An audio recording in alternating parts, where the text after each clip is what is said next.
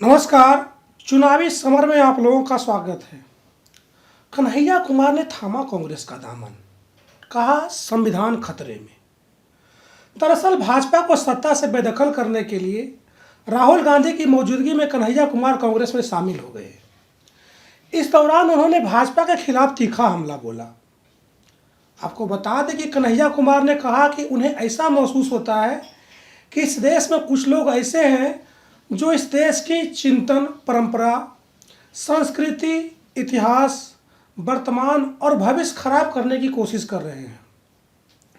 कन्हैया कुमार ने कहा कि लोकतांत्रिक पार्टी में हम इसलिए शामिल होना चाहते हैं क्योंकि अब लगने लगा है कि अगर कांग्रेस नहीं बचा तो देश नहीं बचेगा। कन्हैया ने कहा कि जो सबसे बड़ी विपक्षी पार्टी है उसे नहीं बचाया गया तो फिर देश का बचना मुश्किल हो जाएगा। कन्हैया ने कहा, मैं जहां पैदा हुआ, जिस पार्टी में पला बढ़ा, उसने मुझे सिखाया, लड़ने का जज्बा दिया है।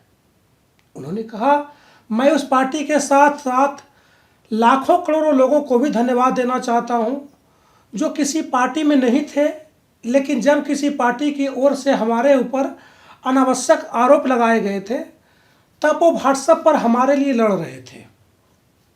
कन्हैया कुमार ने कहा कि इस देश को कांग्रेस ही नेतृत्व दे सकती है।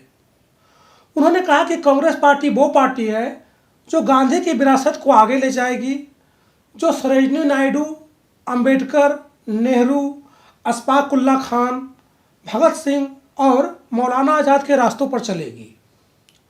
उन्होंने कहा कि हम जब भी समानता और बराबरी की बात करते हैं तो यह कुछ व्यक्तियों तक सीमित नहीं है, बल्कि यह भारतीय होने का इतिहास है और इस भारतीय होने के इतिहास को अगर कोई अपने आप में समेटे हुए है तो वह देश की सबसे पुरानी पार्टी है।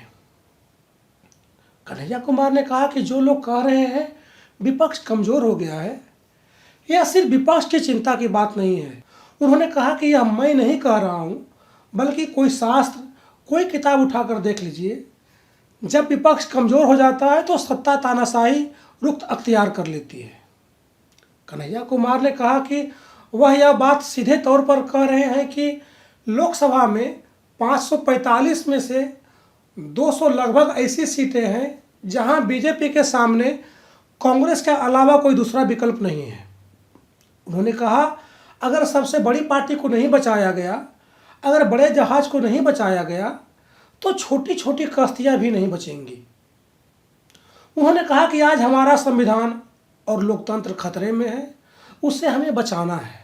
इस तरह कन्हैया कुमार ने भाजपा के खिलाफ देश को एकजुट होने का आह्वान किया है। धन्यवाद।